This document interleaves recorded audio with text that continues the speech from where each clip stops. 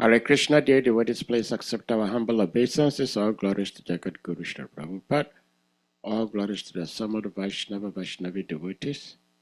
And all glories to our revered speaker for today, His Grace SALIKA PRABHU.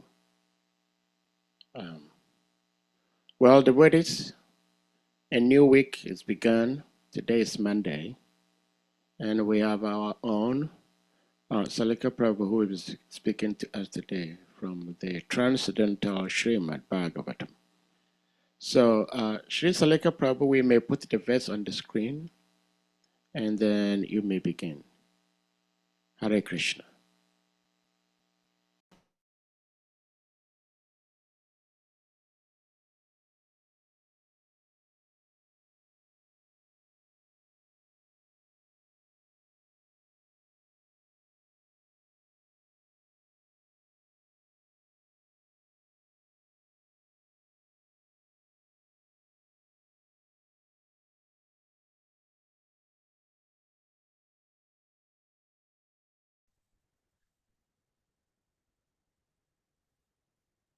Om Namo Bhagavate Vasudevaya.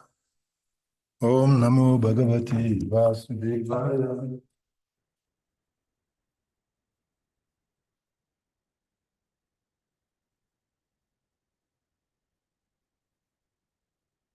Yes, sir. Om Namo Bhagavate Vasudevaya. Om Namo Bhagavate Vasudevaya. Narayana Namaskritam Narayachaivam Naruttamam Devi Sarasvati Vyasam Tatujayam Udirayet Nasta Praisu Abha Desu Nityam Bhagavatam Sevaya Bhagavate Uttamam Sloke Bhakti Bhavati Naistike.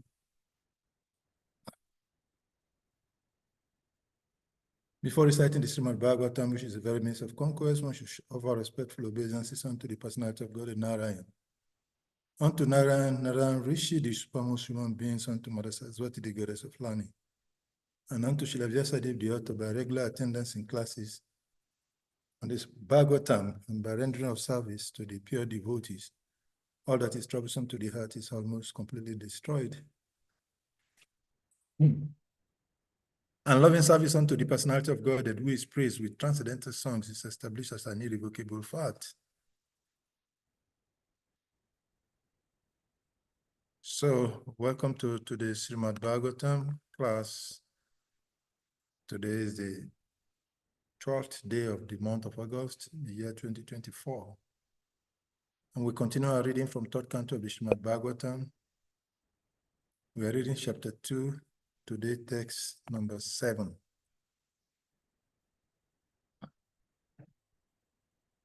Udava Uvacha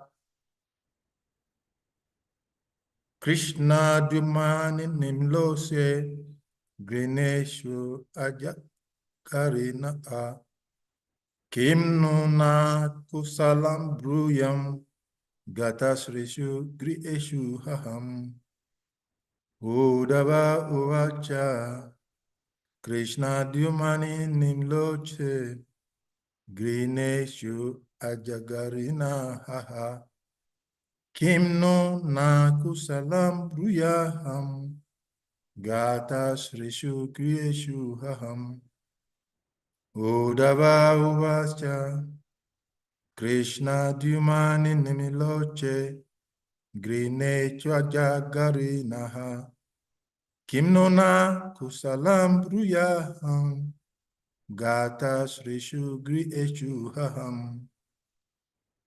Word for word translation. Synonyms. Uddhava Uvacha, Sri Uddhava said, Krishna Dumani, the Krishna's son, Nimloche, having said, Grinechu, being swallowed, Ajagarina, by the great snake, Ha, in the past, Kim, what, none else, Na, our, Kusalam, welfare, Bruyam, may I say, Gatashrishu, with good fortune gone away, Grineshu, Grieshu, in the house, Aham, high. Translation and purport by His Divine Grace Labai Charanaravinda. Shila Esi Bhakti Vedanta Swami.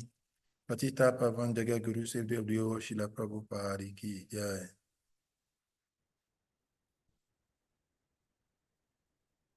Sri Uddhava said, "My dear Vidura, the son of the world, Lord Krishna, has set, and our house has now been swallowed by the great snake of time. What can I say to you about our welfare?"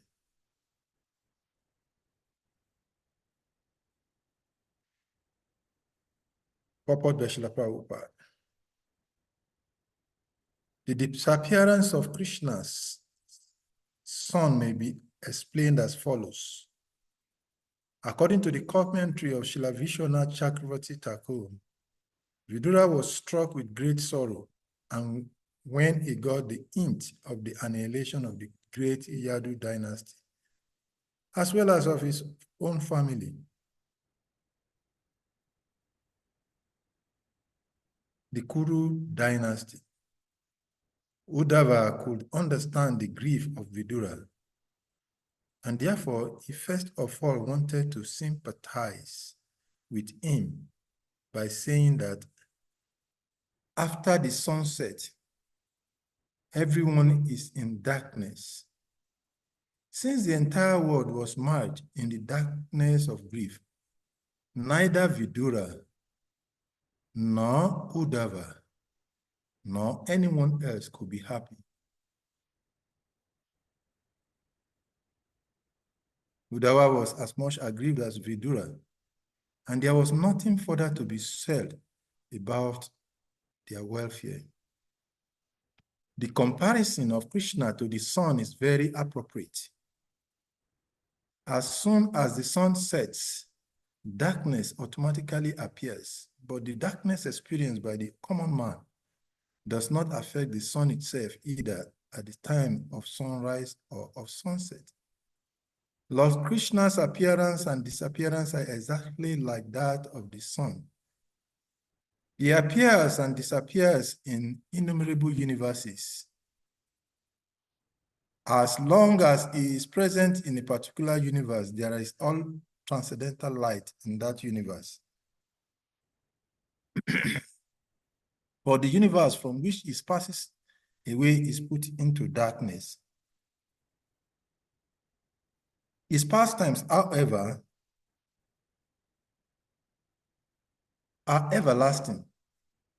The Lord is always present in some universe, just as the sun is present in either the eastern or the western hemisphere. The sun is always present either in India or in America. But when the sun is present in India, the American land is in darkness. And when the sun is present in America, the Indian hemisphere is in darkness. As the sun appears in the morning and gradually rises to the meridian, and then again sets in one hemisphere while simultaneously rising in the other, so Lord Krishna's disappearance in one universe and the beginning of his different pastimes in another takes place simultaneously. As soon as one pastime is finished here, it is manifested in another universe, and thus his Nitya Lila, or eternal pastimes, are going on without ending. As the sunrise takes place once in 24 hours, similarly, the pastimes of Lord Krishna takes place in the universe once in a daytime of Brahma, the account of which is given in the Bhagavad Gita as 4,300,000,000 years, solar years. But wherever the Lord is present, all his different pastimes, as described in the revealed scriptures, takes place at regular intervals. As at sunset, the snakes become powerful, thieves are encouraged, ghosts become active, the lotus becomes disfigured, and the Chakravarti laments. So with the disappearance of Lord Krishna, the atheists feel enlivened, and the devotees become sorry. Umagyanam timirandasya gyanam shalakaya. Shakshu militam jena tasmai Shri Gurave Namah. Sri Chaitanya Manubhista Stapitam Jena Bhutale. Swayam Rupam Kadamayam Tadati Swam Padantikam. Vandeham Sri Guru Sri Yuta Pada Kamalam Sri Gurum Vaishnavam Chaha. Sri Rupam Sagrajatam Saganam Laragunatam Vitam Tam Sajivam Sadvitam Savadutam Parijanam Saiktam Krishna Chaitanya Devam Shri Radha Krishna Padam Sahaganam Lalita Sri Vishakavitam Sha. Hey Krishna Karuna Sindhu Dinabandhu Jagatpati Gopisha Gopika Kanta Radha Kanta Namostute Tapta Kanchana Gourangi Radhe Vindavaneshwari Brishabhanu Shute Devi Pranamami Naripriye Vancha Karpa Taru Vyascha Kripa Sundubhyas Evascha Patitanam Pavadnebhyo Vaishnavebhyo Namo Namah. Mukhan Karoti Vachalam Pangam Lagayate Girim Yad Kripatam Vande Shri Guru Dinatarinam.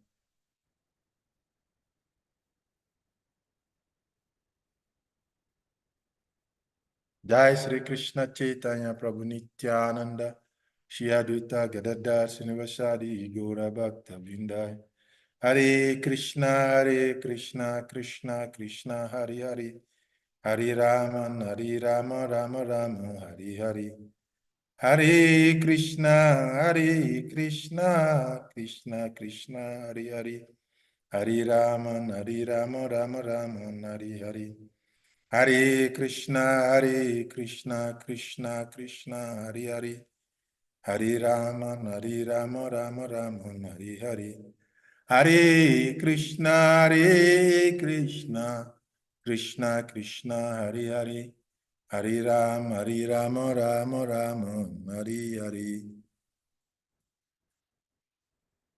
Sri Uddhava Uvacha Krishna Dumnani Loche Grineshu Ajugirna A Kimnu Na Kusalam Buyaham Gata Shishu Grieshu Aham.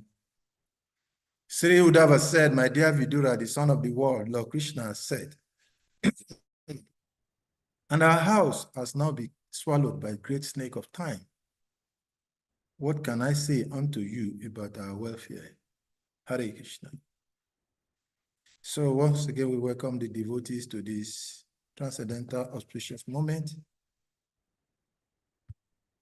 where we have a direct association with the Supreme Personality of Godhead, Krishna, who is the Son, who is described in the text we're reading today as the Son of the world. But before going into the discussion of the text, we offer respectful obeisances unto all Vaishnava devotees who are gathered here to hear the transcendental narration of the Supreme Personality of Godhead.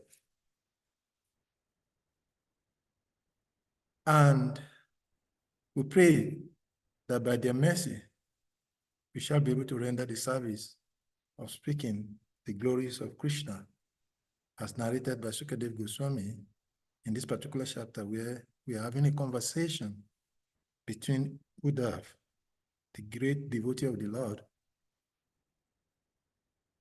and his pure devotee, Vidura. So this is a continuation of the conversation between those great two personalities. In the Bhagavad Gita, chapter, I think that should be chapter 8, Lord Krishna said to Arjuna, Yam Yam Vapis Maram Bhavam Trajitam Antika Livaram Tam Tam Evaiti Kanteya Sadatat Bhava Bhavita. In the Bhagavad Gita chapter 8, text number 5, 5 and 6, 2 verses simultaneously, Krishna spoke about the importance of the remembrance of the Supreme Personality. In the text number 5, he says that Antakale chamameva smaram mukta kalevaram ya prayati samad bhavaham vyati nasti atra samsaya. And in the next verse, he says that Yam yam vapismaram bhavam trajati ante kalevaram tamtameva iti kaunteya sadata bhava bhavita. So in these two verses, Lord Krishna is emphasizing the importance of remembering, which is what Vidura and Uddhava are doing in this particular chapter of the Srimad Bhagavatam. So Lord Krishna says, whoever at the end of his life puts his body remembering me alone at once attains my nature. Of this there is no doubt. And his further says that whatever state of being that one remembers when he quits his body, O son of Kunti, that state he will attain without fail. And Lord Krishna, Lord Srila Prabhupada, in the purport to that text number 6 he was given, in the last sentence of the purport, Prabhupada said that if one is transcendentally absorbed in Krishna's service, then his next body will be transcendental, spiritual. It will not be material. Therefore, the chanting of the Hare Krishna, Krishna Krishna, Hare Hare, Hare Ram, Rama Rama, Hare Hare, is the best process for successfully changing one's state of being at the end of one's life. Thank you very much, Sadhu. So this is the cross, this is the essence of the whole of the teachings of the Vedic scripture. The Vedic scriptures start by and ends with this understanding. In Kali Yuga, the irony about knowledge of life is that one who knows little thinks that he knows so much. And those who actually knows much feels they don't know anything. This is the reality about knowledge of life. In this material world, there is so many books, there are so many literatures which has been written and has continuously been written on a daily basis. But in one of the Srila Prabhupada's Lila Amrita, one of his first early disciples, Prabhupada was sitting alone and he was sitting as his servant. And Srila Prabhupada said something. He was shocked because Prabhupada was not with anyone. He was just sitting. But he was sitting at his doorstep. He was waiting to hear any instructions from Srila Prabhupada. And he heard Srila Prabhupada shouted, "It is too late." He wondered what is happening. He looked around. There was nobody physically present. He looked around again. He was wondering, am I hearing? And Prabhupada, seeing that he was in such a bewildered state, Prabhupada repeated the same thing.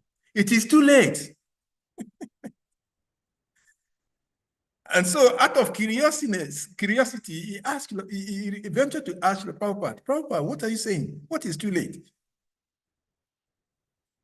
And Srila Prabhupada emphasized that even if the whole of the systems of this world collapse now,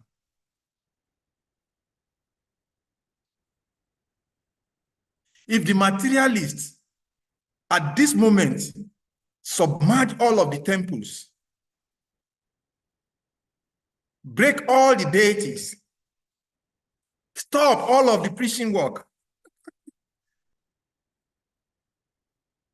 but the mission, stopping the mission of the Supreme Personality of God and Krishna, is too late to be stopped.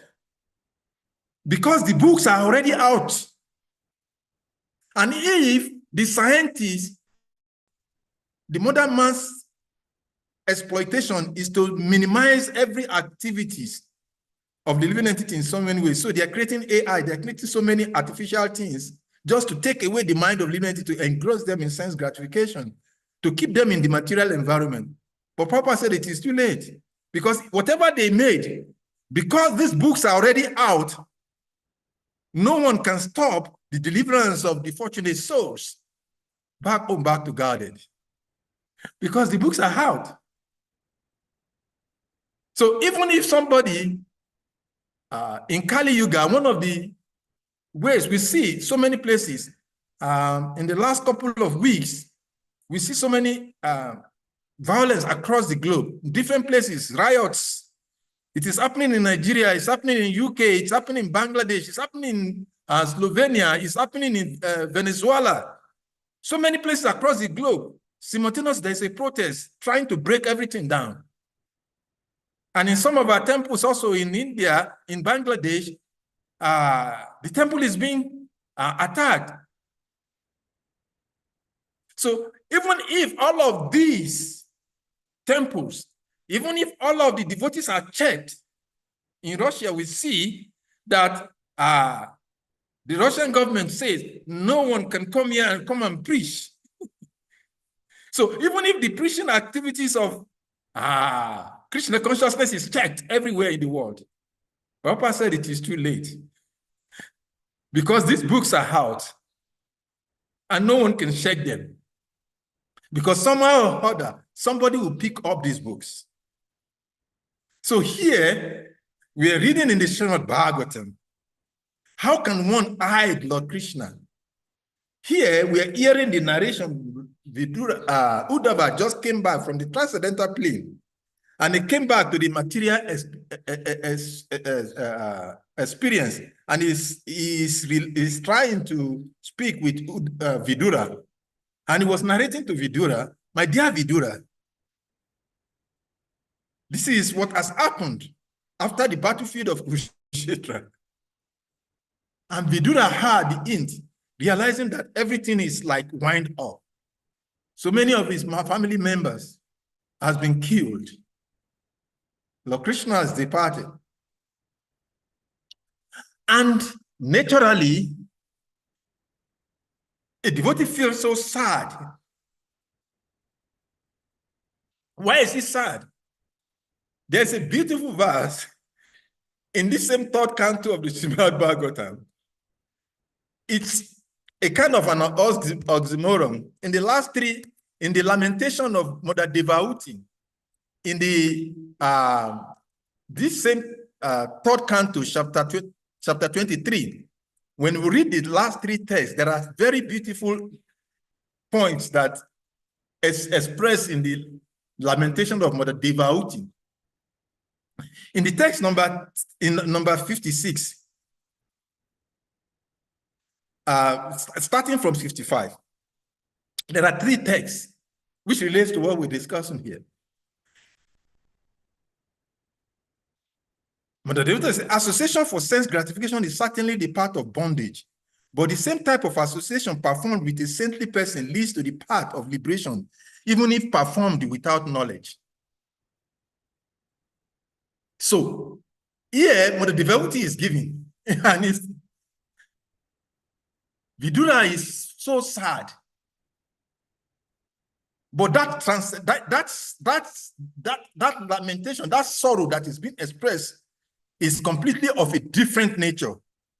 As Mother Devauti said here, association for sense-gratification is certainly the path of bondage, but the same type of association, when one relates with the sufferings, with the dissatisfaction, with the killings, with all of what is ever happening in this material world. But when it is performed with a saintly person, this same lamentation of whatever situation that is going in the material world, even when it is performed with no knowledge of the nature, of the transcendental nature of the Supreme Personality of Godhead, Prabhupada, Mother Devauti said, if it is performed, it gives the path to liberation. And Mother Devauti further goes on. He said in the next text, 56, anyone whose work is not meant to elevate him to religious life, anyone whose religious and ritualistic performance do not raise him to renunciation, and anyone situated in renunciation that does not lead him to devotional service to the personality of Godhead must be considered dead, although he is breathing. And so he concluded by saying that, my Lord, surely I have been solidly cheated by the innumerable illusory energy of the Supreme Personality of Godhead. For in spite of having obtained your association, which gives liberation from material bondage, I did not seek liberation. So Uddhava is showing us here how to seek liberation. Although in the material world, there is never a time that there is not going to be lamentations. There is no time that there is not going to be problems. There is no time that there is not going to be situations. Whether one is a pure devotee or non-devotee, whether one is just a kami or one is a bhakta, whatever one's position is, in the material world, there will always be circumstances that there will be situations that will bring about anxiety, that will bring about sorrow. So Vidura here, although he's a pure devotee, is feeling sorrow. Why? Because his family members have been killed. But this sorrow of Vidura is different.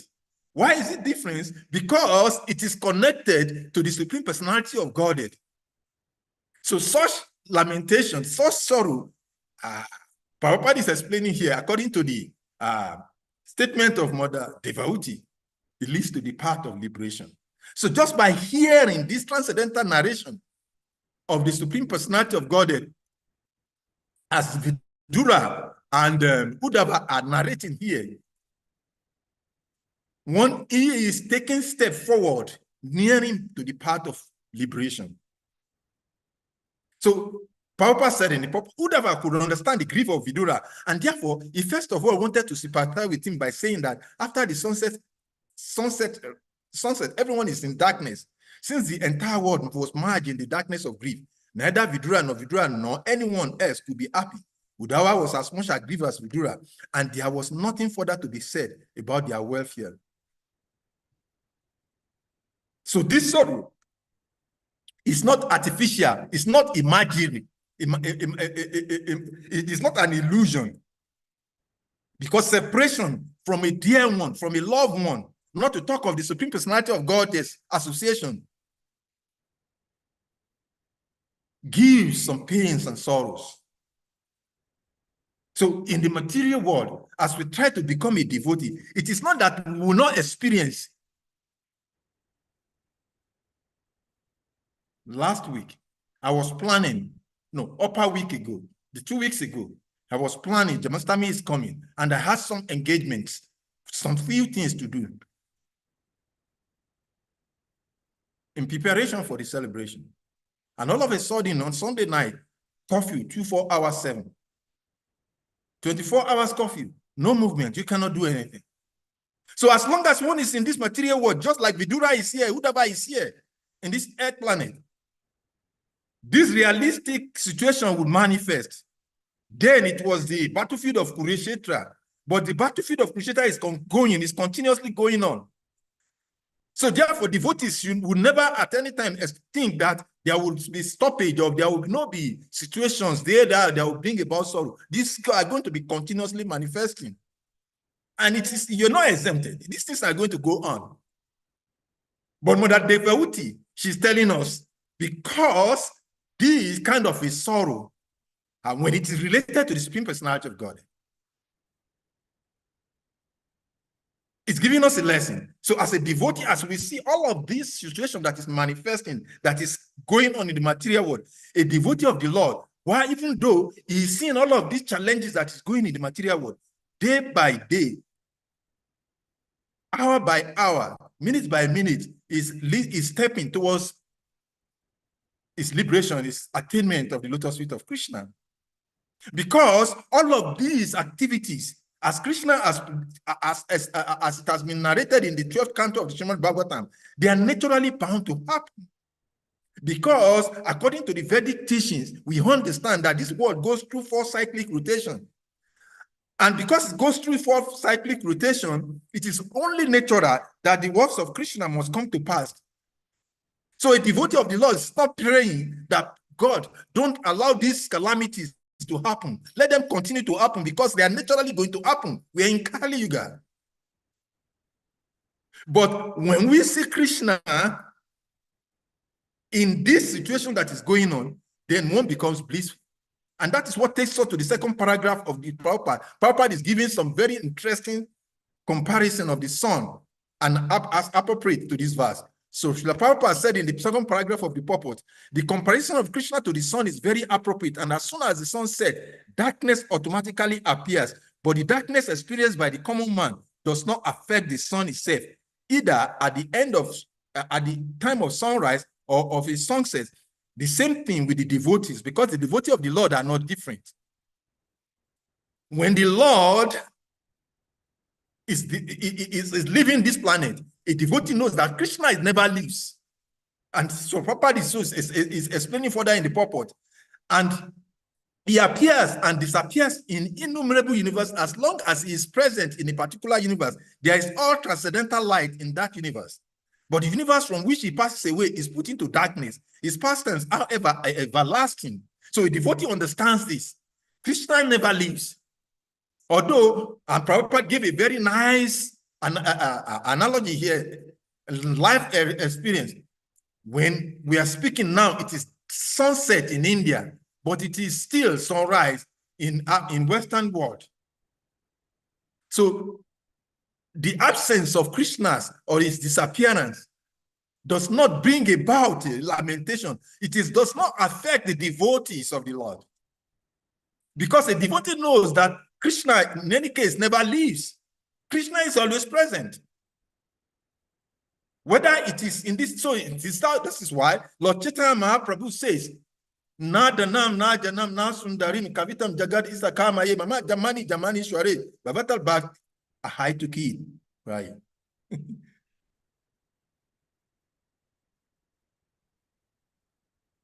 In the Shastaka.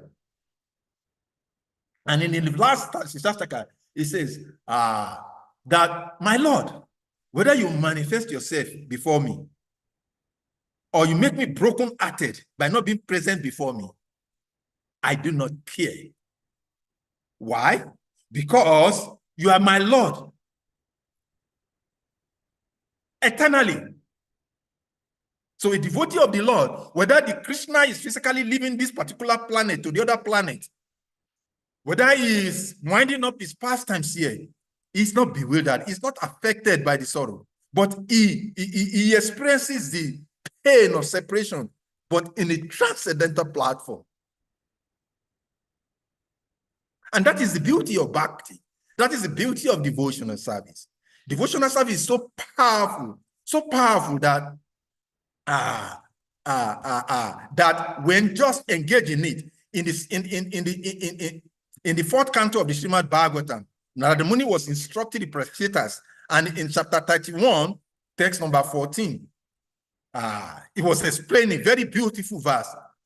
He says that what? As pouring water on the root of a tree energizes the branches, twigs, and everything else, and as supplying food to the stomach enlivens the senses and limbs of the body, simply by worshiping the Supreme Personality of God through devotional service automatically satisfy the demigods who are part of the Supreme Personality of God.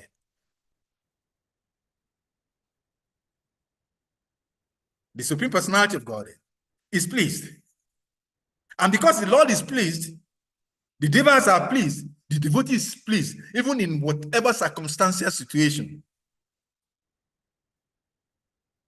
And in the next verse, this a nice conversation. It said, during the rainy season, water is generated from the sun, and in due course of time, during the summer season, the very same water is again absorbed by the sun. Similarly, all living entities moving and inert are generated from the earth, and again, after some time, they all return to the earth as dust. Similarly, everything emanates from the Supreme Personality of Godhead, and in due course of time, everything enters into him again. This is the realization of a devotee. A devotee understands the activities. So therefore, Krishna says in the Bhagavad Gita, Jamma kama chami edivyam evam yo veti tatata. Tatwa, diva, punajama, naitimame chiso ajuna. In the Bhagavad Gita, chapter 4. Jamma kama chami edivyam, 9. One who understands this transcendental nature of my appearance and disappear activities, he is not bewildered. And when he leaves his body, he goes to my abode directly. This is the beauty of bhakti. This is the experience of bhaktas. The devotees of the Lord are not bewildered. Whether the sun is rising, the sun of Krishna is rising here, or is setting here. The devotees of the Lord are always seeing Krishna. So the devotees of the Lord are always blissful. They are always enlivening at every time. And if they do not even have access to the books, still, what do? They constantly chant the holy name. Hare Krishna, Krishna, Krishna, Hare Hare. Hare Ram, Ram, Ram, Hare Hare. There was a nice pastime of the early devotees. I can remember names now, but some of us must have heard the stories before. In the early days, when devotees have been attacked in every part of the world as they start expanding Krishna consciousness, there's a story. Similar situation happens here in Nigeria, but this one particularly is in the US. And the devotees were going on and preaching. And one of the cities in US, I can't remember the name exactly. And the devotees were arrested. And of course, the mayor of that city knows the devotees. He knows Krishna consciousness, he knows Srila Prabhupada's preaching. But the devotees,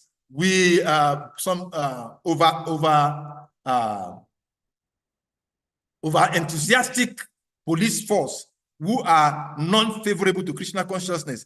They saw the devotees in Dhoti and Kota. They were doing Harinam Sankirtan, and they arrested all of them and they put them in the prison cell.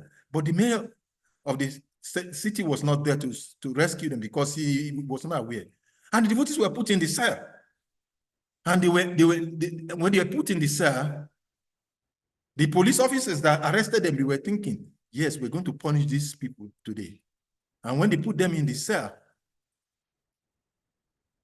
and the devotees, I think, according to that story, it is said to be a day before a festival, whether it is Jamastami, I can't remember vividly. But then, the devotees, when they enter into that place, it's a feast the following day. They were out a day before the festival, Jamastami, I can't remember exactly this event. And the devotees, when they gather in, and they start imagining, oh, since tomorrow is a feast, so devotees, they remember the pastimes of Srila Rupa Goswami, they remember the pastimes of a great other devotees. So in the prison cell, they were chanting the holy name. And when they were chanting, I said, Prabhupada, when he finished chanting, he will cook nice feast for the devotees, and devotees will nourish themselves by enjoying the feast. So mentally, they are mentally cooking nice feast for Krishna. And when they finished mentally cooking the prasadam, they offered it nicely to Krishna, and they were enjoying it, and they were feeding themselves while in the cell. And the policemen, we were thinking, these people will be so miserable. They were going there and checking. And they were wondering, what is wrong with these people? Are they mad people? We already think they were mad, but this one is getting too much. They were laughing. Who we are put into cell. They're supposed to be lamenting and anchoring. They were supposed to be crying. But they were laughing. They were jolly. They were busy dancing, and now they finished dancing. They are putting what are they doing? They couldn't understand what they were doing. And when they finished that pastime, the devotee never even remember the time has passed. And behold, the following morning came, and the head of this department came, and he said, "What happened? Why did you put these people in the cell? Don't you know who they are?"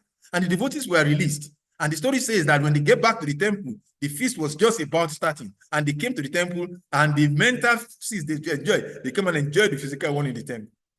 This is the life of a bhakta. A bhakta is never separated from Krishna. Krishna is always manifested in the presence of a devotee.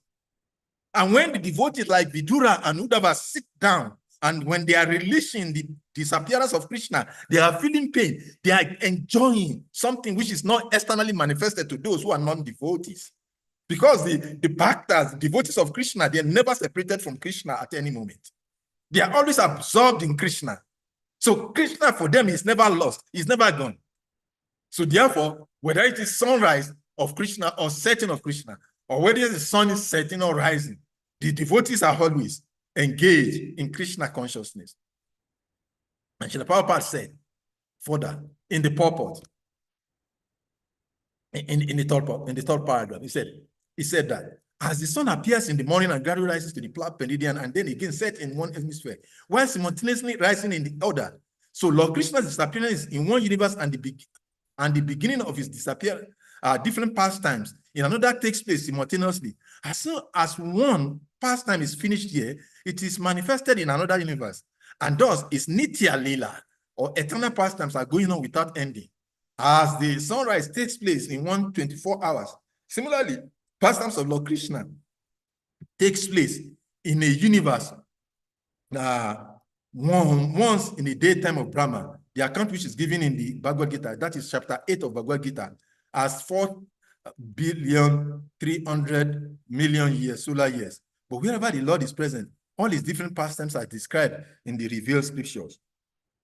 The biggest challenge of a modern man is that they are living as though this world will never end, as if though they will never die. The modern man is living a life as if he will never die. He will never leave his body. And because they live in such a miserable life, they end up dying as though they never lived at all. A devotee of the Lord is the only one who lives. Why? Because while he is living, he is alive. And even when he quit this material body, he is still alive. But this is the unfortunate situation of the modern man. A modern man, although he's living, he forgets that this temporary life of birth, old age, disease, and death is just a temporary situation. He could not enter into the Nitya Lila of the Supreme Personality of Godhead. A devotee of the Lord is eternal while in this body.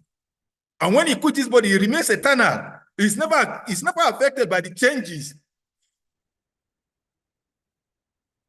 These four major diseases of the common conditioned soul in this material world, birth, old age, and disease, is never affecting the devotee. A devotee is never taking birth. Neither does he die. He is eternal. A devotee is always eternally situated. For him, whether he's in this world, whether he's outside of this world, he is eternally remaining. Although the external manifestation of the birth, death, old age is going on, but the devotee is never affected by it. Why? Because the devotee is always in the place of eternal pastimes of the Supreme Personality of God. He is on the transcendental plane of Krishna consciousness. And this Krishna consciousness state is what the devotees are enjoying to come to. Srila Prabhupada has given us a very massive opportunity. And who is that unfortunate person who will not take to this Krishna consciousness? Who is that person who is not fortunate enough? Who will not want to take, who will not want to embrace this process of Krishna consciousness movement? There's nothing else. What can be more beautiful than this?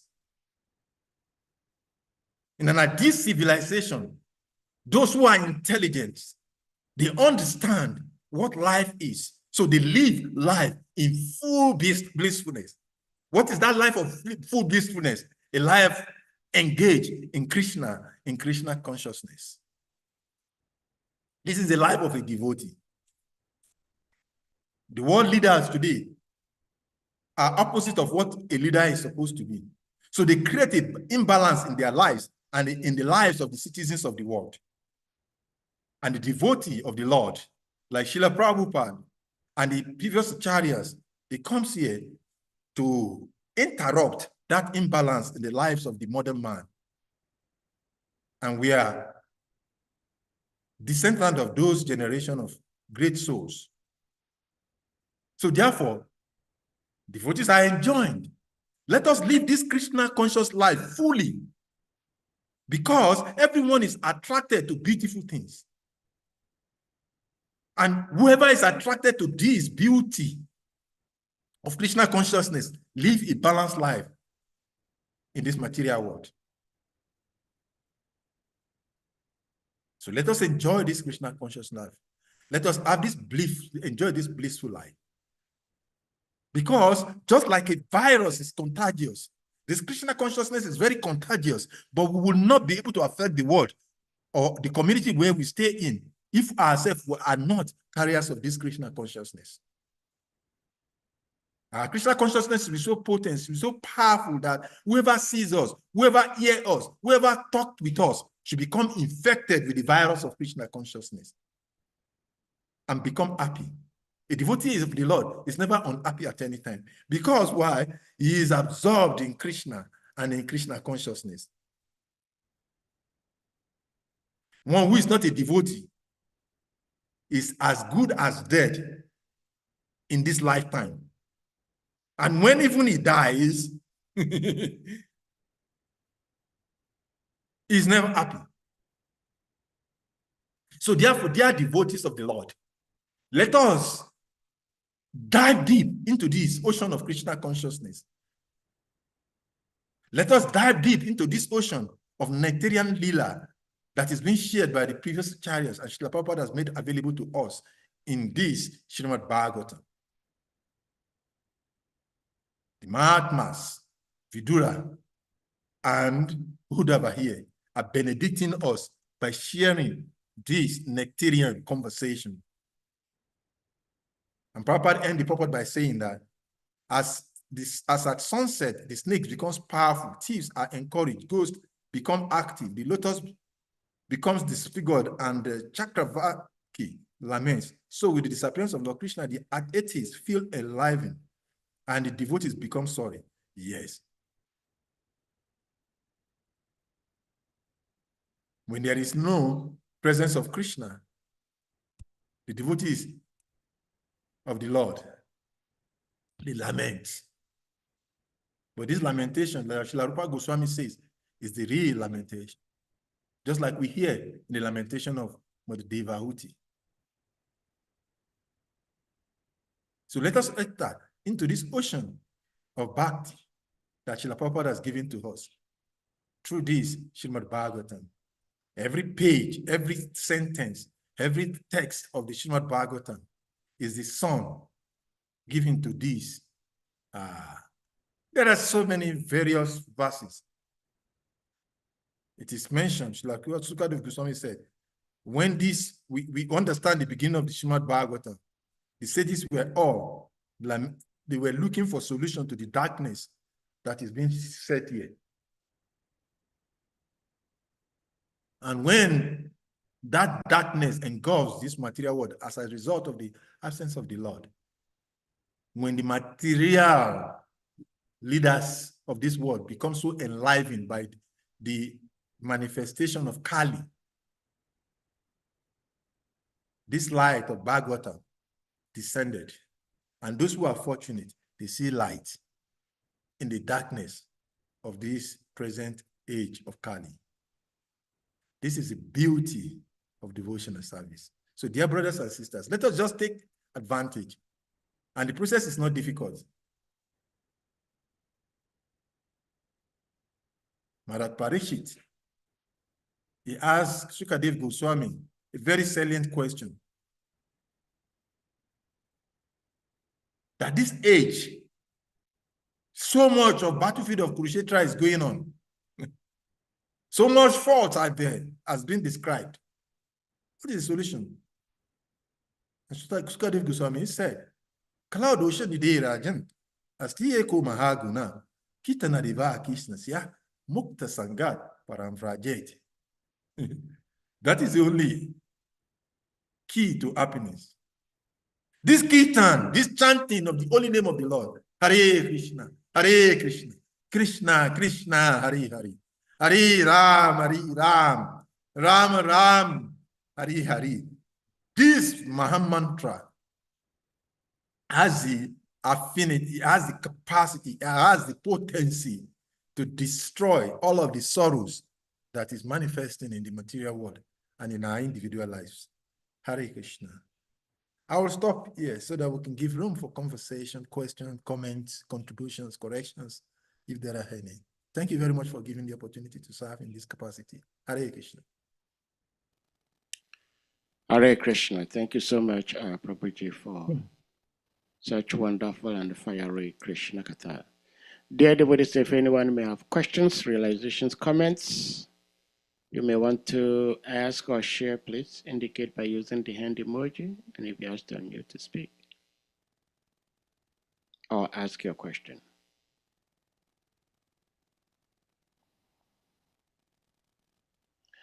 Shri Mati Mitravinda Devi, please, you may unmute.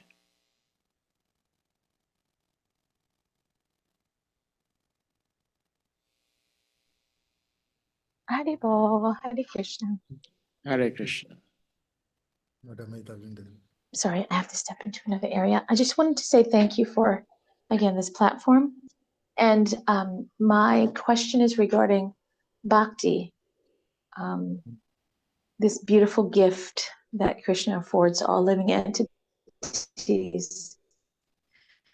to know about, uh, to learn from, to experience, and to be nurtured in. How can we, as aspiring Vaishnavas, come to a better understanding? My understanding is that we have free will, therefore we can do whatever we wish. And in doing so, as aspiring Vaishnavas, that should align with the process. And we know that Krishna controls everything, and there is karma. So if there is an interaction between two or more living beings,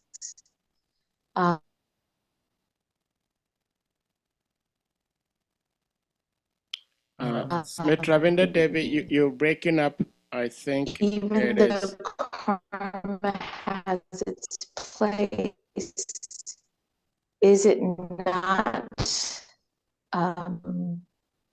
understood that because we have free will, that we do or not, we will act or react or respond in a way that is loving or not loving? Salika Prabhu, did you get much of what she was Can you asking? hear me? No. Yeah, you were breaking up a lot. Okay, so I wish you'd said that in the beginning because I would have stopped and moved to another location. So what part didn't you get? Because it's a very specific but detailed question. Yeah, how to become a devotee, but I didn't hear the remaining part. I mean, the beginning point you were talking about bhakti, and Okay, so then, let me surmise. okay, I'll surmise, and all right. there's karma, Mm. and because we are connected to and sworn to the knowledge, education, care, and compassion of bhakti, when there are interactions with devotees or otherwise, especially with devotees, because we're understanding karmic retribution and Krishna's giving of free will. Because Krishna controls everything, but we do have free will, we have the ability to either interact in a way that's loving or not loving. But because the karmic wheel is going, would it not be in the interest on deeper levels of bhakti to always act in a way that's compassionate versus the opposite? And I say that because when something happens or an interaction is not so positive, the first thing that is said by the devotees is, oh, that's that person's karma. But both people, both personalities have the aspect of free will. And if we're desiring to understand and imbibe bhakti on a deeper level, wouldn't it be that we should act in a way that has more care and love involved? Thank you, Mother. Sadev, Yeah, Hare Krishna. could you help me with the summary of the question, because I still wasn't able to capture exactly what the question is. Could you help me with that? Okay, she tried to surmise or like summarize what she was saying in a capsule, that there is bhakti, which is endowed by the Lord to all living entities. But the Lord also gives us free will. And with that free will, we either serve or we do not serve. With that free will, we either love or we do not love. So what she's trying to ask is, what happens when someone uses the free will to not love and care for people, especially like being in a devotional environment, and somebody does not use this love, this free will to demonstrate the bhakti which is embedded in him or her originally by the Supreme Lord. What do we do in such situations? If I cannot try to surmise what she was saying. Okay, so if someone bhakti is freely given, Yeah. and especially in devotional service, considering that the fact that we have free will, if someone is in an environment of bhakti, but is not able to use the free will positively, he is not able to extend that love of bhakti as given. So how do we help such a person? Is that a question? Yeah. Okay. Thank you very much, Mother, for your question, and sorry for the technology challenge that makes it difficult to hear you. The primary qualification of a bhakta is manifested in the qualities given of the spiritual masters. And that is why Lord Chaitanya Mahaprabhu enjoined that we all become a spiritual master. And what is that qualification that is expected of one who understands? That qualification is Titiksha Karuna.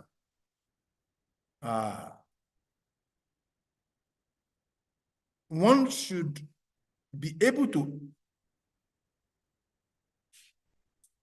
extend compassion and empathy to other devotees.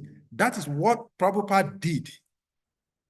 The world is endowed with so much of bhakti because Krishna is present in the material world and is giving freely his bhakti. But the unfortunate living entities are so unfortunate, just like any other person, irrespective of where they are, they're not able to connect to it. So the pure devotees of the Lord, they come out to give themselves. And that is what Srila Prabhupada did. That is what all of Srila Prabhupada's disciples did. That reaches each and every one of us. So what we can do in such a situation is that just like when our child, we all have some parental experience. When our child are underage, sometimes we spank them. And why are we spanking them? We're spanking them not because we hate those children, not because we want to punish those children, but because we want to make them understand that they are doing things which are not in their own good interest. And when they get to a certain age, we may not be able to physically punish them, but we exert some punishment and love by chastisement, by counseling, by advice, to be able to make them understand. In other words, a devotee of the Lord does not criticize someone who is freely misusing his qualification of independence, the gift of independence.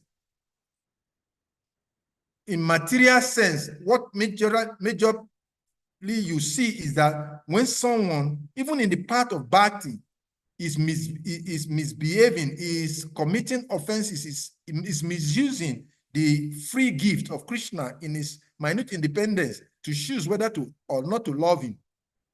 The most first primary thing that comes to mind is to chastise, to correct. But a devotee who is in proper understanding He does not chastise easily. He does not criticize such a person. He tries, looking at the circumstances, to give Krishna as related to that particular circumstances or the person involved. So how we can show that empathy, how we can show that compassion to one who is not following the path of bhakti as it is that first and foremost, like I said in the course of the conversation, let us become an embodiment of bhakti ourselves. I'll tell you a short story. There was a very rich man who was having a high problem. This rich man, he was so rich that he could buy anything and anything in the world. But then, due to the conditioning of material nature, he has a bad eyesight. And because he has so much of wealth, he was going everywhere and anywhere to seek for the best ophthalmologist to be able to take care of the eye problem. So from one doctor to one specialist doctor, he was getting solutions in forms of injections, eye drops, and he was buying so many expensive drugs. But the more and more he spends money to buy different medications, the more the eyesight gets worse by the day. So he was wondering what to do. He kept on going everywhere and everywhere and everywhere. But he never got solution. So one time he remembered that he had a mentor who is a spiritualist. He said, well, if I've tried all medications and it's not working, let me approach the spiritual. We also have that experience sometimes in our medical settings. Sometimes the doctor will say, medically, we have done everything possible, but we couldn't get any problem that is worrying you.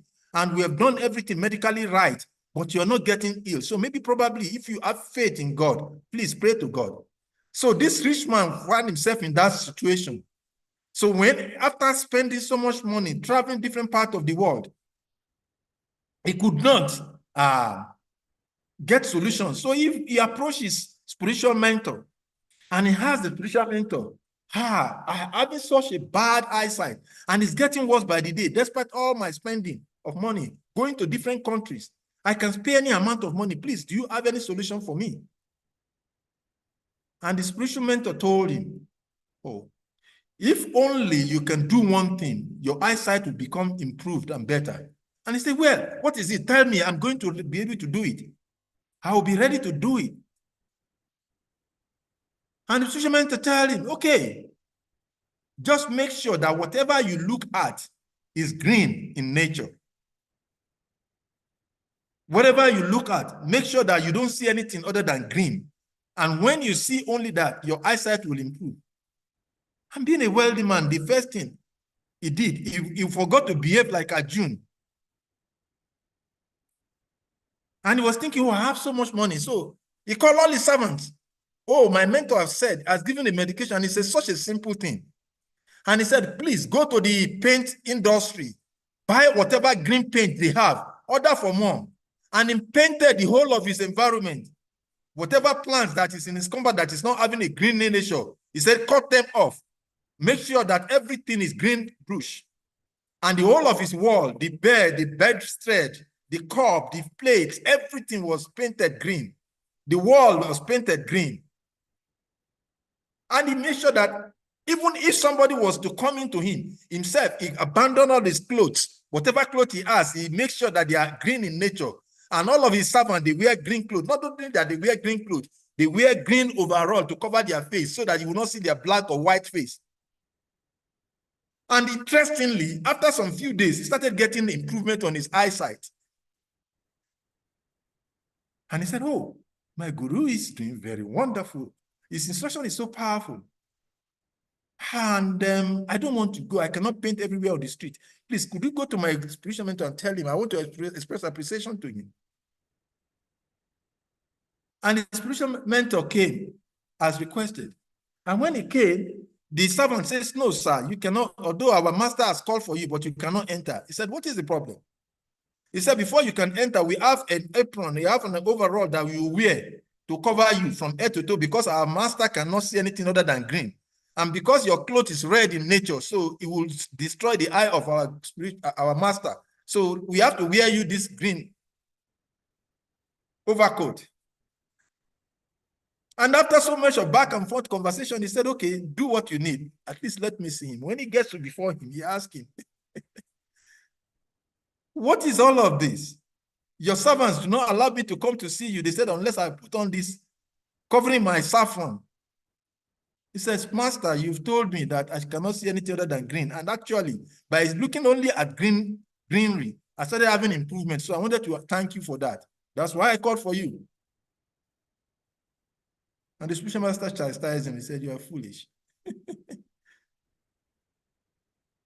Instead of spending so much amount of money that could be used in other service for good cause, instead of conditioning everybody to wear green, why don't you just simply wear a green shade and everything will look green?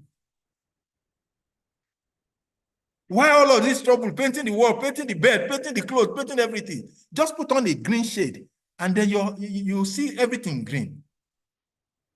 And immediately he realized how foolish he was. So in the same way, most times we want to correct people. So we engage so many mechanisms of endeavor. We chastise the person. Sometimes we suspend the person. But Lord Chaitanya Mahaprabhu has taught in the Chaitanya Charitamrita, the best way to help someone who is misusing the independent free will given by Krishna is to become the embodiment of bhakti. And when we become an embodiment of bhakti, everybody become contagious, because the only thing they will see is only the bhakti that is emanating from us. I hope this answers the question, Mother.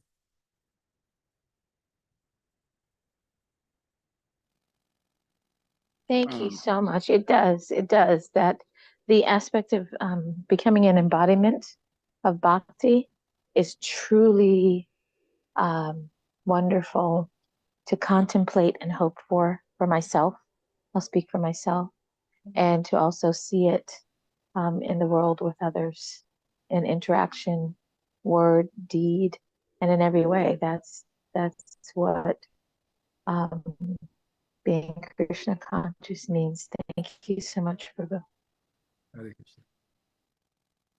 Hare Krishna. Well, I think becoming an embodiment of bhakti is not just for one individual, it's meant for all of us, particularly those of us trying to follow the teachings of Srila Prabhupada in his house called ISKCON.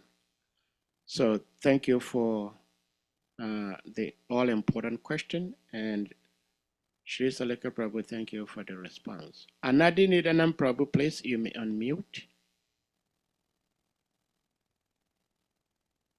Hare Krishna Prabhu, Dandavat Pranams. Hare Krishna. Anadi Nindanam. Hare Krishna. Hare Krishna Prabhu, thank you. Hare Krishna. So, Prabhu, my question is, Bhakti. Can Bhakti only be practiced under the banner of ISKCON? Because oftentimes as a devotees, we speak as if anyone who is not under the banner of ISKCON cannot practice Bhakti, for that matter, Krishna consciousness. But I've seen a lot of people who do even more than what we, the devotees of the Lord, are doing. Meanwhile, they are not chanting Hare Krishna. So what is your take on that? Because when you talk of renunciation, I've seen a lot of people who are more renounced than we, the devotees of the Lord. I see some people who are even more charitable than we, the devotees. In fact, there are so many things that we are doing as a devotee that I've seen people that we call kamis sometimes even do more than what we do. So are we saying, because I say that we boldly say that Bhakti can only be practiced, or Krishna consciousness can only be practiced under the banner of ISKCON. That is what I am thinking of. So I need a clarification on this. Or outside ISKCON, Bhakti can be practiced. Hare Krishna. I would like to know. Thank you. Thank you very much, Nidana Prabhu. This is the topic we're discussing. I think that was on Friday. In the Bhagavad Gita, chapter 9, text number 34, Lord Krishna said, Mam mana bhava ma bhakto, mam yaji, mam namaskuru, mam evasyas yuktas va atmana mat parat yana. Krishna is giving how to become a devotee. Engage your mind always in thinking of me. Become my devotee. Offer obeisances to me and worship me, being completely absorbed in me. Surely you will come to me. In that statement, Lord Krishna never said, become a member of ISKCON or become a member of any organization. Krishna says, engage your mind in thinking of me. In the only in Lord Chaitanya Prabhu Shashastakam number 2. Lord Chaitanya Mahaprabhu said, your holy name alone can render all benedictions to living beings, and thus you have hundreds and millions of names like Krishna, Govinda. Millions and billions of names of Krishna. And Prabhupada has emphasized in commentary on that particular state, Krishna consciousness is not a sectarian philosophy that is limited to some 4 walls of a church or temple or mosque or anywhere. Wherever bhakti manifests, wherever the symptoms of bhakti manifest, then that should be known as bhakti. And that is why Lord Srila Prabhupada said, Jesus Christ is a Vaishnava. Why should Srila Prabhupada call him a Vaishnava? Because he exhibited the qualities of a Bhakta. A Bhakta is not known by the garment, by the temple, by the synagogue, by the church, by the mosque. There are great saints. When you read Bhakti Tita Maharaj's books, he talked about great personalities. St. Francis of Assisi. He talked of the Mother Teresa. He talked about, and many people could not understand what he was saying. Because these persons are not Hare Krishna devotees. And like we said the other day, because of the Western colonization of religious colonization, in the last chapter of the book, Leaderships, Srila Gurudev, he mentioned it very nicely, that those who are unfortunate, they limit God to the extent that sometimes when they get into the kingdom of God, they want to ask, where are the place for Christians, Muslims, Buddhists? But the reality is that Srila Prabhupada in 1966 started what we know today as Krishna consciousness movement. So would it be that whoever has practiced Krishna Bhakti in whatever form of it before 1966 are not devotees of the Lord? That is the mindset of a conditioned soul who is colonized by religious sentiments. But that is not the teachings of the Lord Krishna, neither of Lord Chaitanya Mahaprabhu. So Srila Gurudev called it distortion of the Vedic teaching. In that last chapter of the book, I'm just opening that book. I want to read some passage for you, where Gurudev speak about this. He talked about in that chapter, when you have time, go read Leadership Book 1, the last chapter, and you will see how Srila Krishna Prabhupada dealt with this subject matter very elaborately. But let me read some sentence for you from there.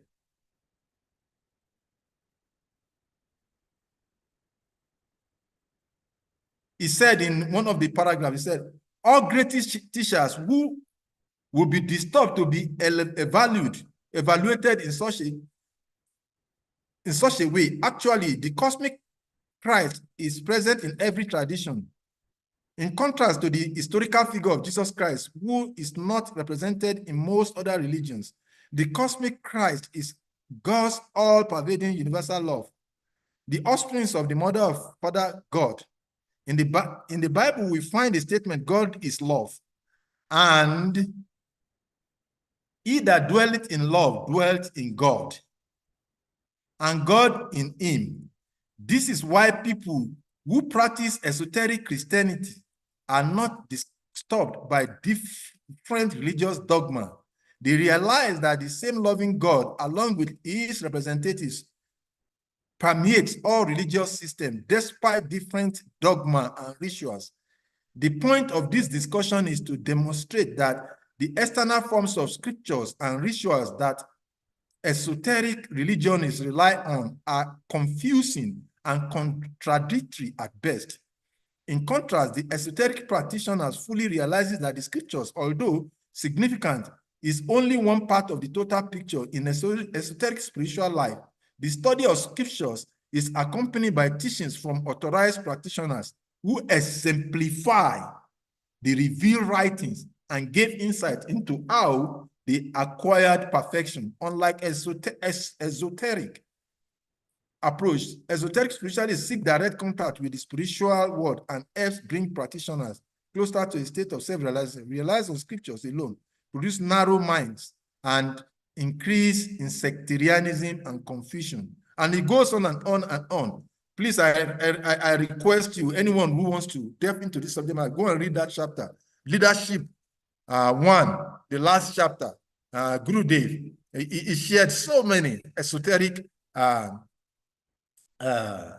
revelation on this subject matter. And Srila Prabhupada has told us clearly in many of his lectures.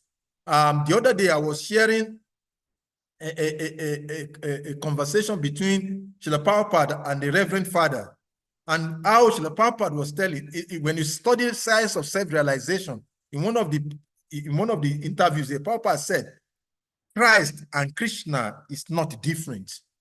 So those who are actually on the spiritual plane, they do not see the distinction and demarcation that is characterized by the illusory condition of the three modes of material nature. According to the influence of the material nature, which is characterized in goodness, passion, and ignorance, living entity in the material world are thinking based on the external. But when one attains the level of bhakti, devotion, which is characterized by love of God, one is no longer conditioned by the external distinctions. One can see through whether it is the Bible, the Quran, the Vedas, the Torah, whatever scriptures one sees Krishna, and whatever religious traditions one finds himself in, he sees only Krishna and Krishna devotees. So your question, is it only in Krishna consciousness can one attain God? Yes, only in Krishna consciousness can one attain God. But when we say Krishna consciousness means God consciousness. And God consciousness is not limited to some sectarian denominations. Because in the kingdom of God, where we all desire to be, there will not be sects there. There will not be recognitions of some sect. There will only be Krishna or God, Jehovah, or whatever name we call him, or Ododumari, or Ozanobwa, or many other names that God is called, and those who are in love with him. That is what we characterize those who are pure devotees of the Lord. I hope this helps in some way. Hare Krishna. Okay. Hare Krishna. Thank you. Thank you. Well, thank you so much for the question, and Salika Prabhu, thank you for the delivery, the response to Anadididana Prabhu's question. My Gurudev, His Holiness Bhattacharya Swami Maharaj, actually said that he's an opportunist. So if anyone can offer him something better than what Srila Prabhupada has given us, just present it to him, he will be the first one to grab it. And he meant what he said. And we all know that Gurudev never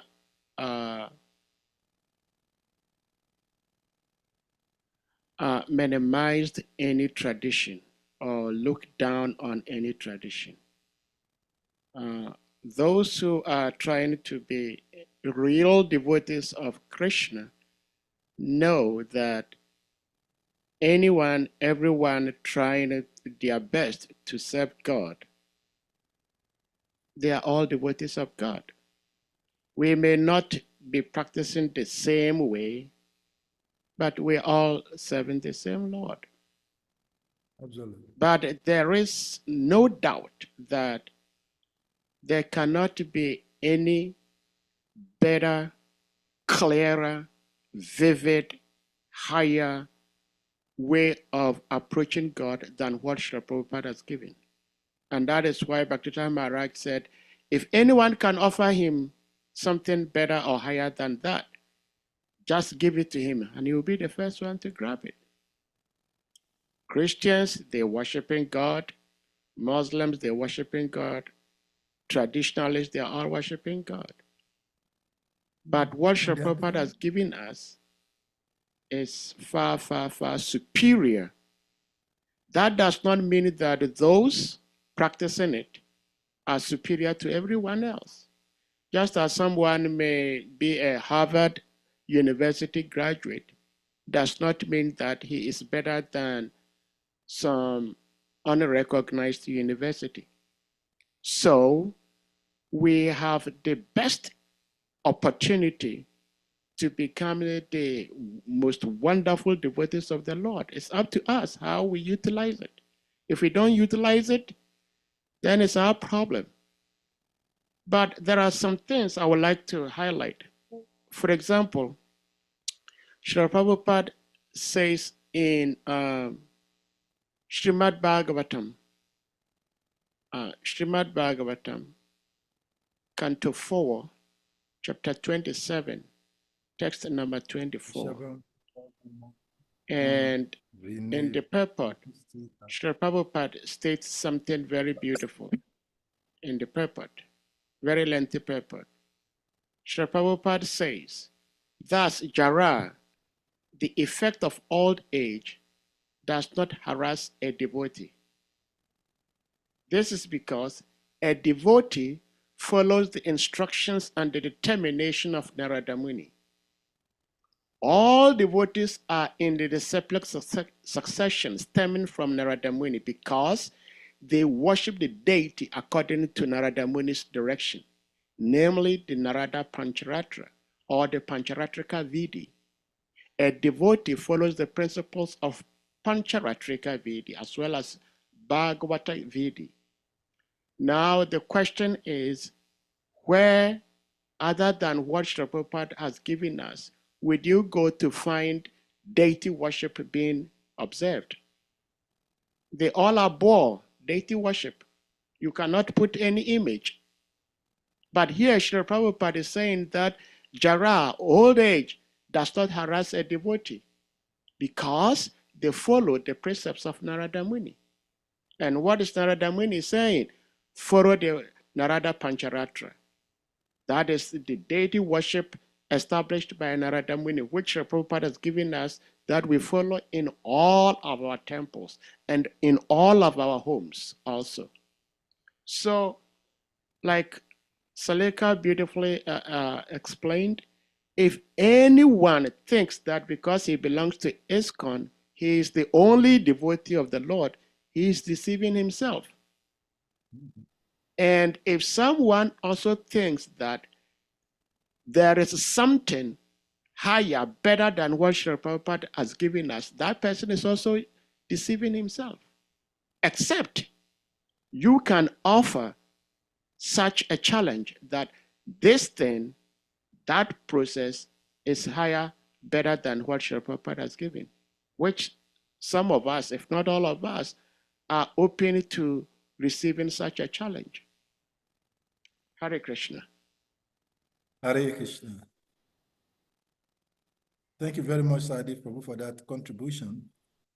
He said, you've given so many nice metaphors, analogy to be able to express this. Education is education, whether it is in kindergarten, secondary, primary level. The level of education might be different. But wherever one finds the system of education is education. And people might people might study, even in Cambridge or in Harvard, as you said. I was party to interviewing recently a global organization that I serve as a board member. And we were supposed to screen. And there was this particular lady, she studied actually in the same Harvard. She had a first degree in Germany. She had a second degree in Coventry University in UK. And she had a master's in Harvard. And when you look at the CV, like some people will say, the CV was so intimidating that just by looking at her CV, you think this is the best candidate for this position. So after screening, shortlisting the numbers of the candidates there was over 200 of them. So there was eventually shortlisted of 3. And of course, naturally, she was number 1 out of the 3 that was shortlisted. So there were 6 of us who were supposed to interview this person. And when this lady, when the 3 of them came, we started talking to one of them, each of them one by one, differently. And when this person, who supposedly was like, you can't compare her with anyone among all of the applicants, when she came and when we started speaking, you realize that the content she was giving cannot in any way be considered to the person that eventually got the job. I can't remember that name of that university. One of the, I think according to the rating in US, maybe it's like about 27th or 28th in the States where it was in terms of university, where this young lady studied. But when you hear the content, what she was bringing out, no one was, at the end of the interview, when the 6 of us remained and we were to decide who to choose, it was not difficult for us to choose who is the best. Because even though that person, so the point is that, like you rightly said, Srila Prabhupada has given us an amazing, although the bhakti process as given by Srila Prabhupada in the name of ISKCON may not be very popular, but the best process of developing love of God has been given. But that does not mean that anyone from another place or another institution cannot develop the same thing. If he meets the qualification that is required by Krishna, if he does those stuff that Krishna requests, he will actually genuinely attain the love of God. How Krishna perfects his activities is left between Krishna and him. Thank you very much for the contribution, Prabhu. Sorry. Hare Krishna. We have to say thank you to you for such a wonderful delivery of Krishna Katha. And of course, questions really bring the Krishna discussion to life. So we cannot underestimate our questioners also. That's the beauty of devotional service. So we thank our questioners as much as we thank our speaker, and even more importantly, we thank the audience who are hearing and trying to use what we are hearing in our own lives to better ourselves and to most likely grow in spiritual life.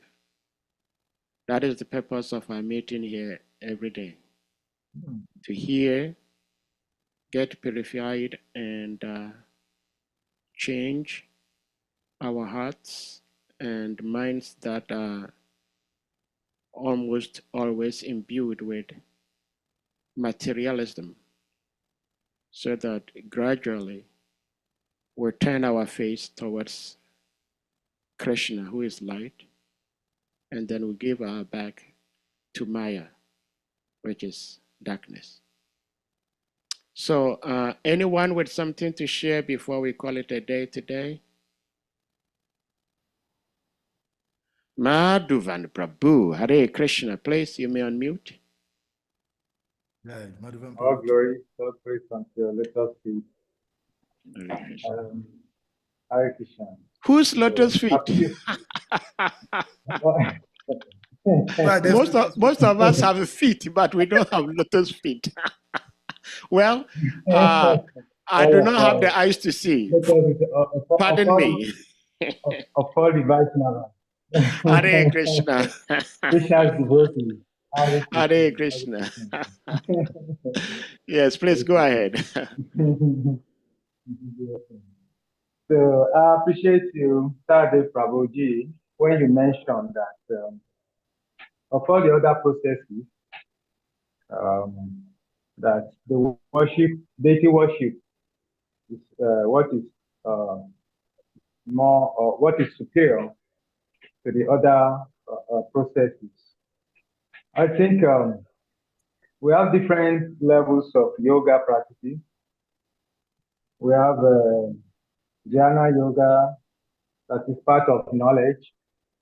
Then we have Karma yoga also. And I think most of the other religious processes are Karma yogi. That is, so they believe in selfless services being good. And we have Dhyana yoga also, which is a form of samadhi or meditation.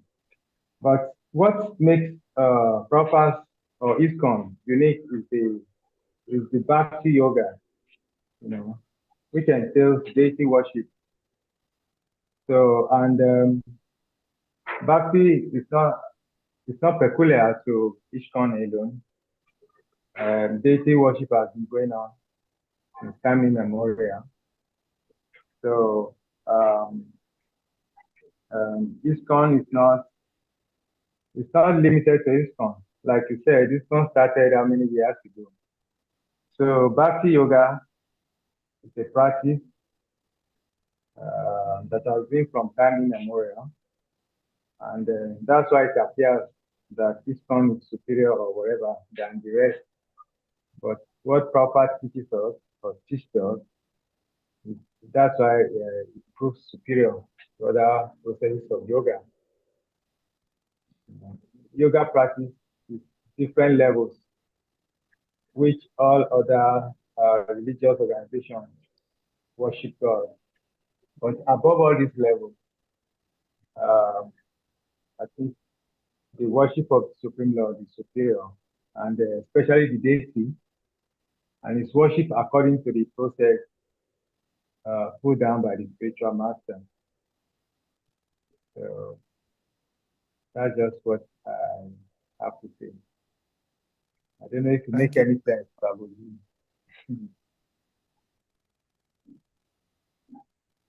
Thank you so much. Thank you so much, Madhuvan Prabhu, for sharing that. Salika Prabhu, please. Yeah, I just want to appreciate his comments. I'm not sure whether he's asking a question. I think he was just giving a comment. No, comment. I'm just asking if whatever I say, I mean, whatever meaning Yeah, thank you very much. You are right, and there is no limit to the glory of Krishna Bhakti. And when you talk about Srila Prabhupada's movement, uniqueness, the uniqueness of Krishna consciousness as given by Srila Prabhupada, Krishna consciousness is everywhere. One cannot put a beginning or end to the Krishna consciousness because Krishna consciousness and Krishna is not separate. So Prabhupada always tell reporters that we can't point a beginning. You can't put a date to this process. It has no beginning. It has no beginning. So Krishna consciousness has no, you cannot put a date to it. But according to time, place, and circumstances, it is manifesting in different phases.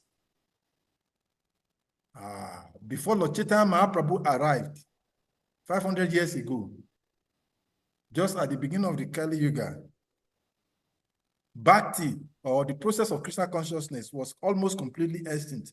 So many, even though there was Krishna's appearance 5,000 years ago, towards the end of the Dwapara Yuga, but just after Krishna disappeared, everything was almost covered. But Krishna manifests, and that is why he comes. And that's why he said he comes. Yada yada hidama siya glani bhavati bar. Abhyutana madama siya tadatmanam sri jamiaham. Whenever and wherever there's a decline, he will come again and again and again, and he will manifest in different pastimes, just to reestablish the same thing in different ways, according to the recipients. And that's why Srila Prabhupada always said, very in the teachings of Lord Chaitanya Mahaprabhu, Lord Prabhupada, in one of the chapters, he explained that it is not that Krishna appears only in India. It is not that Krishna appeared only in India. Krishna appears everywhere. And he appears in every species. I was discussing with one Muslim clerics about 2 weeks ago. And when I was describing Krishna's manifestation as half man, half lion, and I was trying to explain to him how Krishna appears even in a fish form, he said, but that is not difficult to understand for a deep Muslim. I said, tell me about it. He said, because in the Quran, we learn that, and even there in the Bible, when Musa, according to the Muslim, wanted to see God, God wanted to show him. He showed him a light, a fire, burning fire. So that was the manifestation. So if someone says God is fire, it will not be wrong, because that is the manifestation of God in that way, because that was what Moses or Musa could relate to. So, but then, according to the student, the teacher gives information. So, Krishna consciousness, process of bhakti or devotion, is on the high level. But Krishna is manifesting bhakti wherever it is desired, to the degree of the student that is available at that time. And that's why even Jesus Christ is said to his disciples, his followers, the epic of Christianity is the teachings of Lord Jesus Christ. But Jesus Christ says, his only gift, what? The elementary. So that I've given, I've taught these things of this earth and heaven. It's difficult for you to comprehend. How then can I tell you things of the spiritual? So, the prophet, Muhammad, peace of Allah be upon him. So, bhakti is given according, and like Gurudev, he explained in one of his books, I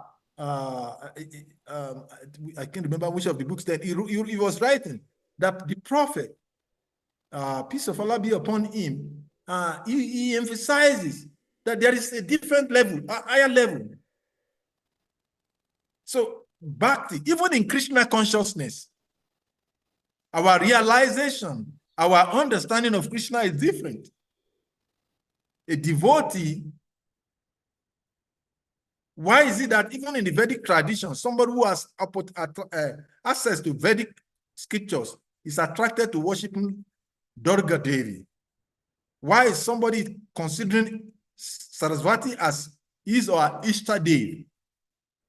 Why would somebody be only attracted to Lord Shiva and he considered him to be the supreme being? Why will only someone be attracted to only the Lord Brahma?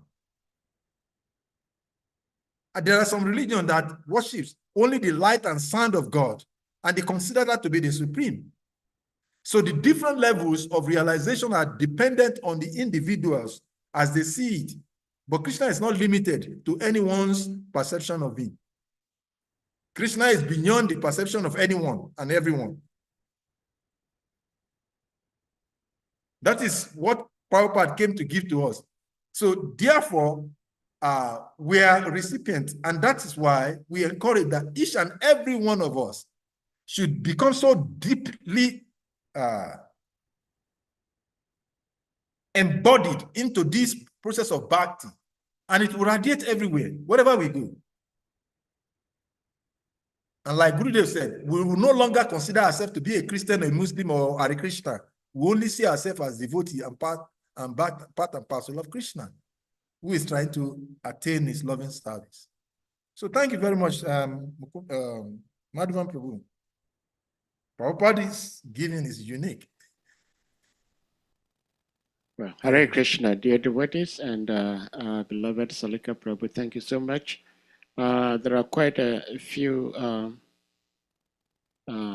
appreciations in the chat room, specifically from Her Grace Mitravina Devi expressing her love and appreciation for your humble self, Salika Prabhu, for beautifully representing Srila Prabhupada and his teachings. And I'm not sure she whether I'm prays. humble, but I know I'm sorry. She